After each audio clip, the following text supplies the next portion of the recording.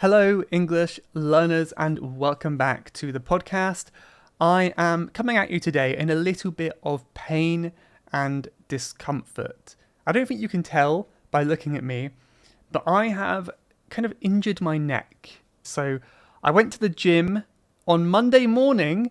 I was like, okay, ready to start my week. Monday morning, it's a brand new week. Let's be positive, excited. I'm going to start the day. I'm going to go for a walk. I went for a nice walk around the park. I went to the gym and actually I did my language study first, so I was off to quite a good start. And I went to the gym about, 8:30 in the morning, and I pulled something in my neck. To pull something, usually we say pull a muscle.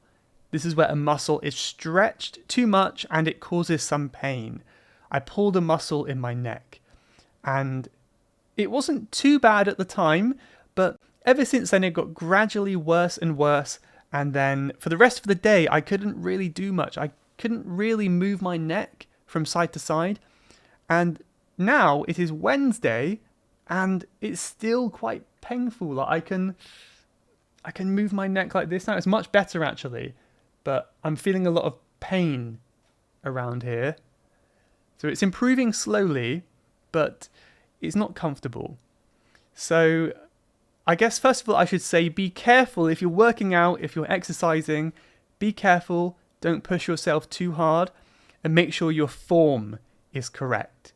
Your form is the position of your body, so make sure that is correct. However, I thought this would be a great opportunity to talk about working out and exercise. So in this episode, I'm going to be talking about that. I can share with you what I'm doing and how I hurt my neck as well. Oh, it's hurting sometimes when I move my arm, it hurts. I can also talk a little bit about the benefits of exercise, the type of workouts you can do, staying motivated, all that kind of stuff. I will also share ways in which I think language learning and exercise are similar. There's a lot of similarities that they have. And then I think I'll leave it for the private episode where I'll be talking about specific exercises and names for these exercises. But speaking of my neck, you don't notice, I think, until you hurt something, how connected all of your body is, right? It's kind of easy to think your neck is just separate from everything else. But now I've hurt my neck, I realize all the muscles in your neck, they're connected to your arms, your legs, everywhere. If I move my arm, I feel pain in my neck. If I kind of move my leg up, that moves my hip, which is somehow connected to my neck. It's all connected.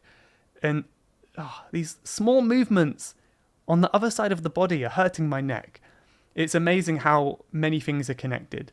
So I guess it could be a bad thing, but also it's a good thing if you do some exercise like running, then it's hopefully helping lots of your muscles, like your abs as well. It's not just your legs, because everything's connected, right?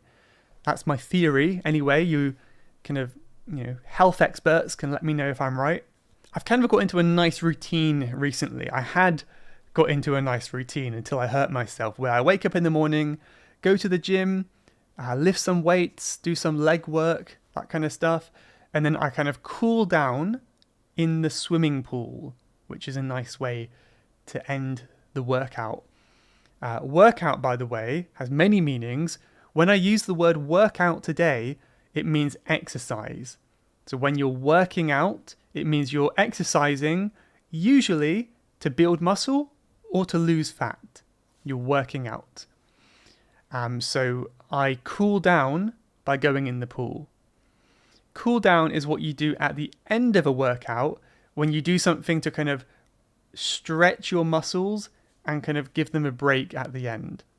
So if you just suddenly stop exercising, it's not ideal for your muscles. You need to have some time for your muscles to stretch and finish at the end of a workout. I think gentle swimming can be quite good for that, in my opinion.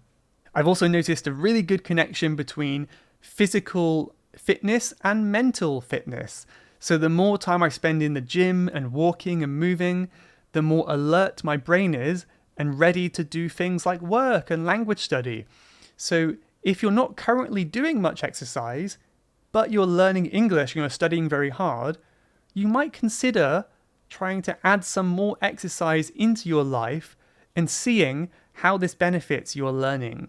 I think the brain is much stronger when you can, exercise your body as well. And I think you'll feel it. I think you'll feel it as well. So of course, that's one of the big benefits of exercise is the mental benefits you get from that. You feel more awake, you feel more alert and active. If you stay all day in bed, your brain will feel very sleepy, right? It's weird how that works. And contrary means the opposite, contrary to what a lot of people believe, I think exercise can sometimes give you more energy. People will say, I'm too tired to exercise. But have you ever had that feeling where you exercise and then you feel kind of so awake for the rest of the day? So exercise in some weird way can give you energy. So even if you're feeling tired, give it a go and see how you feel afterwards. Exercise can definitely boost your energy levels. So to boost your energy is to increase your energy upwards. Something that I'm thinking about more these days as well is burning calories. So something that is important if you don't want to gain weight is to make sure you're burning off calories from your food. So a calorie is like the unit of measurement for the energy in food. If you eat a cake that has 500 calories, you need to do lots and lots of exercise to burn off those calories. Burn off, we use the word burn for calories, and we add off to make a phrasal verb, which just means to get rid of those calories. If you eat something that's 100 calories and then you do 100 calories of walking, you will not gain any weight, right? Because you will have burnt off the energy with your exercise. So now that I'm getting slightly older now, I am realizing it's harder to stay in shape. It's harder to stay fit. The older you get, I feel like the harder you have to work compared to a teenager who they can be naturally quite slim, right? They can eat a lot and not gain weight in many cases. So now that I'm getting slightly older, I need to kind of focus more on calories and burning calories and not overeating. Something that I am starting to learn more about, but still far from an expert, is the different types of workouts you can do as well. So it's not just you're lifting weights. There's many things you can do in the gym, such as cardio. Cardio is one type of exercise that involves things like running and jogging. It's things that get your heart beating quickly, these cardio exercises, right? Compare that to strength training, or what you might call resistance training. That's a good word, resistance training. Resist or resistance is where there's something pulling against something else. If you are lifting a weight, your arm is going up, the weight with gravity is pulling you down. So you're pulling up against the resistance. You can imagine if someone is trying to close a door, you're trying to push the door. So you're fighting about the door. There's resistance there. Someone is closing the door, you are resisting the force of the door and pushing back on the door. So resistance training is just training your muscles with that force of resistance. Usually it's the resistance of gravity and a heavy weight, right? So that's one you could do, resistance training. Flexibility exercises is another one. Flexibility is your body's ability to flex. If that doesn't make it any easier, it's how your body can move and the range at which your body can move. So things like yoga are very good for flexibility. For example, if you're standing up straight with your legs straight, can you bend over and touch your toes? If you can, you're a very flexible person. I'm not quite there. I'm a little bit far off, but I'm not far away. So yeah, flexibility is good. I think flexibility is really, really useful in recovering from injuries. And maybe if I was more flexible, my neck injury wouldn't have been so serious. Perhaps, I don't know. But I think the most important thing in any kind of routine, but especially exercise, is just to stay consistent and stick to a routine, right? That's what I've been doing. For the last 2 months now, I've been doing the same workout routine every week. It changes a little bit, but I've been following the same routine each month, basically. And I think if you want to see success, that is really what you have to do. You have to keep going, because changes do not happen on a daily basis. Changes with muscles and memory, things you learn, happen on a more long-term basis. So just like learning a language is a preview for later, you have to do things on a daily basis if you want to see results. So stay consistent. For example, yesterday, I was really painful from my neck, so I couldn't go to the gym. I think it wasn't smart to go to the gym, because when your body is injured, it's important to give yourself time to recover and get better. However, I didn't want to lose my habit. So I went to the gym and I just did some walking on the treadmill. Treadmill is the walking machine. I just went on treadmill. I did about 10 minutes of walking, and then I went to fast walking, and then I stopped. And maybe the benefits on my body were quite low. It wasn't like a big workout. I didn't build any muscle, perhaps.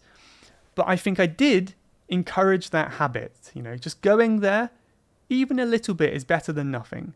So think about that for yourself. So now, before we move into the second section today, I want to share 3 expressions that you can use related to the gym. First of all, you want to hit the gym. Hit the gym.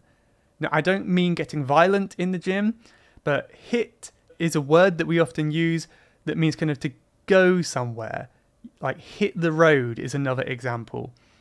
To hit the gym just means to go to the gym. Very simple, but it's more casual, right? So you might say, after work, I'm going to hit the gym. Right? I'm going to go to the gym. Really good expression that you can use. Once you do hit the gym, it's important to stay on track. Second expression. Stay on track, that just means keep your routine, keep going, and don't give up. Stay on track and keep working out. I am planning to stay on track and keep consistent with my routine so that I can turn a little bit of fat into a little bit of muscle, hopefully. Let's see if that happens. And then finally, get back on the horse. So this is an interesting one, but this just kind of means to continue where you were before. If you get off the horse, you need to get back on the horse and continue your journey. I am taking a little break from the gym this week to allow my neck to heal, as I said, but I hope to get back on the horse, if not by the end of the week, by next week. I hope so. And that just means to continue my training at the gym, to get back on the horse, right? And by the way, we can use all of these for language learning as well. Rather than hit the gym, you would hit the books. I'm going to hit the books and study English. Of course, you should stay on track if you say you'll study English. And if you forget about studying for a few days, maybe you're busy, you're lazy, whatever the reason, you need to get back on the horse and study again.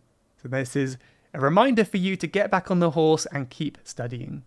Okay, so now I want to talk about the ways in which exercise, physical exercise, is similar to language learning. There are many ways, and I think we can learn from these similarities. First of all, consistency is key.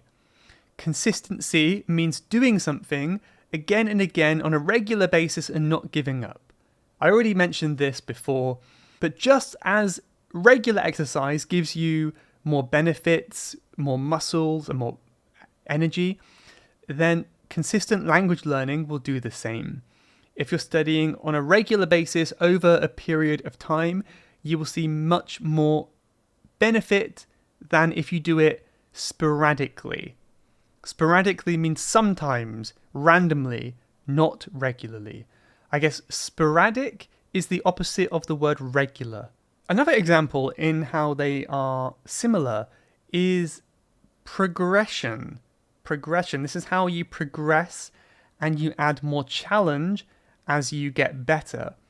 So this is something that I need to think about in the future.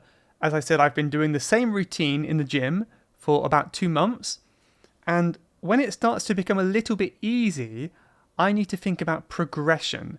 I need to consider maybe lifting heavier weights, making the workouts slightly harder so I don't get used to it. And that's going to be the only way I really build muscle. Because if it becomes easy, then I'm not building any muscle, am I? And it's the same in language learning. I think this is a problem that a lot of people have, because what got you from beginner to intermediate is not what will get you from intermediate to advanced, right? So once you learn more English and you need to get to that next level, it's probably time to think about what you can do differently next. If you keep doing the same thing that you did as a beginner, you're not going to see many improvements. You need to think about how you can make your studies harder, more challenging, so that you can learn more. Right? So if you're finding yourself at that plateau, you're stuck at the intermediate level, one possible solution is considering what you can do to give yourself more challenge, but also keeping it fun. I know that word challenge can sometimes sound scary, but when I say challenge, I don't mean boring and annoying. I mean challenge as in like a fun, exciting challenge. Okay, so that's one similarity. Progression is a good one. Another example is setting goals. I think in both working out and learning a language, it's important to have goals. And now I don't necessarily mean like a really specific goal, like I want to get to level C1 by the end of the year. I think these goals can be great, but I don't think it's necessary. What I'm thinking of in my head is envisioning what success means to yourself. Envision just means to imagine. Vision means to see, right? See in your head, imagine, envision. So if you're just studying English every day, but you don't really know why, then what's keeping you motivated? Why are you studying, right? What's the point? It's really important to enjoy the process of learning, but I also think the most successful learners and most successful gym goers have some kind of goal, or they see themselves using it in some way, right? It can be something simple, like maybe you want to travel to the UK and that's your motivation to learn English. I think that can be a good one. Or just opening yourself up to making new friends in English can be really, really, really useful. However, if you're just learning with no goal, it can be much more difficult. And sometimes I find my language study gets a little bit hard, and I have to remind myself of some of the benefits. For me, it's always connecting with people. I imagine I'm going to meet someone on the street and have a conversation with them. Happened this week, actually, in Japanese. And those moments really, really motivate me to keep going. But obviously, if I don't meet anyone who speaks Japanese, then I'm not really motivated to learn it, right? Another example, which I find really funny, I've used this one before, is both activities need long-term commitment. That means you have to stay stuck to that goal for a long time. You cannot just try to learn English for a few days and then see if you can speak it. It needs to be a long-term goal. Physical fitness is just the same, right? The more you focus on short-term motivations, the harder it will be. Because let's use working out as an example. This is what I used to do when I was a teenager. I would lie on my floor and do like 50 sit-ups on the floor, which is where you're moving forward and using your ab muscles, your core muscles around your stomach to help lift you up. And it really, really burns. It really hurts in a good way. But I would do that, and then I would instantly look in the mirror and see, have I got muscles yet? Am I stronger? And I would do that every day, right? Well, not every day. Every time I exercised, I would do that. And as an adult, we can see that's a really silly way to exercise, because working out should be a long-term commitment. You don't see results after one day. You see them after consistent effort. Mentioned this before, didn't I? Same with language learning. Try to change your mindset into thinking it as a long-term thing, a long-term goal. The more you think about, when will I be fluent? When will I get good at English? The harder it will be. Because remember, whenever you say, how long until I can speak English fluently? It's exactly the same as looking in the mirror and seeing if you've got ab muscles. It's not that sudden, it's not that quick. So have that mindset and it will be a lot easier for you. The final point, there are many, many more that I could say, I'm sure, but I'll give you one final point now, which is personal growth.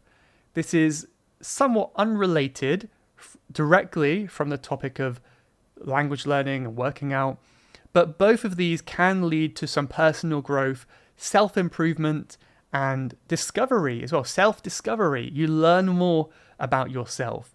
So as a language learner, you're learning new cultural perspectives. You're learning things about languages that help teach you about your own language as well. But I think most of all, it's learning about other cultures and the way in which other people communicate. In doing so, we learn a lot more about ourselves as well and our place in the world, which is really nice. And working out and exercise can give you increased self-confidence and improve your body image, how you view your body and yourself. And this, of course, is a huge personal growth factor, right? And I think language learning is the same. If you can speak a language, that's a huge confidence booster. You know that you can do something that many people find difficult. So whether you speak a language or you get muscles or skinny, whatever you want to do, then this can increase your self-confidence and have a big impact on your life. This is why I always talk about the language learning journey. It's a journey, right? It's not just something you do in your free time. It's a journey. There are ups and downs. There are things you learn along the way, and you learn about yourself. It's not just about the language. It's a whole big journey. So maybe you could let me know what role exercise is currently playing in your life. Are you exercising right now? If so, do you find it's giving you more motivation to study English as well? And maybe you can give me some tips on exercising and also how not to hurt my neck. Oh, it's still not great. But yeah, as I said, I think in the private podcast that comes out on Friday, I will talk a little bit more about my personal workout routine right now. And I'll be using some expressions and words and specific names for workouts in the gym, so you can learn a bit more about that in more detail. If you want to hear that bonus episode, again, that will be out on Friday, and you have to become a member to listen to that. So that's levelupenglish.school, and there's a members button at the top of the page. If you click on that, then you can find out more and sign up and get access to many private podcast episodes. I'll leave you now with a quote from today, which is related, I believe, to both topics, working out and language learning. And this is from Fred DeVito, who says, "If it doesn't challenge you, it doesn't change you." I like it. Nice one, isn't it? Well, thank you for listening. Hope you enjoyed this one, and I will see you in the next one. Goodbye, everyone. You have been listening to the Level Up English podcast. If you would like to leave a question to be answered on a future episode, then please go to levelupenglish.school/podcast. That's levelupenglish.school/podcast. And I'll answer your question on a future episode. Thanks for listening.